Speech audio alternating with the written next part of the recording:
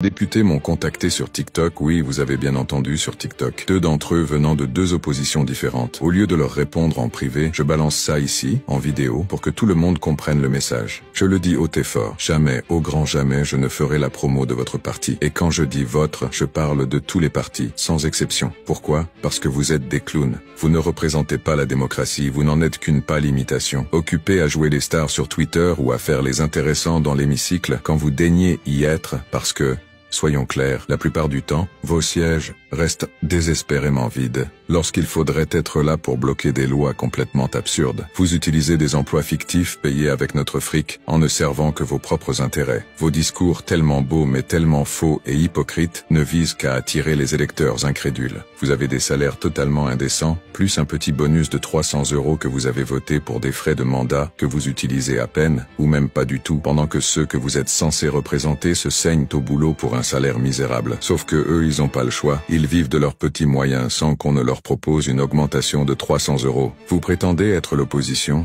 mais quand il s'agit de vraiment agir, par exemple en votant des motions de censure pour virer ce gouvernement, vous faites quoi? Rien. Vous ne votez pas et le lendemain vous vous remettez à critiquer le pouvoir en place alors que vous auriez pu changer les choses. Il y a quelques mois de ça, vous aviez l'occasion lors des 23-49-3 d'Elisabeth Borne de faire changer les choses. Mais vous êtes bien trop lâche, trop incapable. Vous laissez passer des lois ridicules, inutiles, parfois même arbitraires, en brillant par votre absence ou en vous abstenant. C'est ça, votre conception de la démocratie? Vous aimez donner des leçons, mais regardez-vous. Vous ne valez pas mieux que ceux que vous critiquez et au fond, vous le savez très bien. Vous êtes juste des acteurs dans une pièce de théâtre sans valeur. Au lieu de débattre de vrais problèmes qui pourraient améliorer la vie des Français, vous vous entre-déchirez, vous critiquez, vous hurlez, pointant du doigt les autres comme responsables de tout, au lieu de faire des propositions pour améliorer la vie des Français. Mais la réalité, c'est que pendant que vous distillez votre petite distraction pour distraire la ménagère, il y a des vrais gens qui souffrent, qui meurent, sous votre inaction et vos prises de tête à la con. C'est ça la politique aujourd'hui. Et les Français, moi le premier, on en a ras le bol, on ne vous fait plus confiance et c'est entièrement de votre faute. Si vous ne changez pas, c'est le peuple qui prendra les choses en main. Et ce jour-là, ne venez pas pleurer.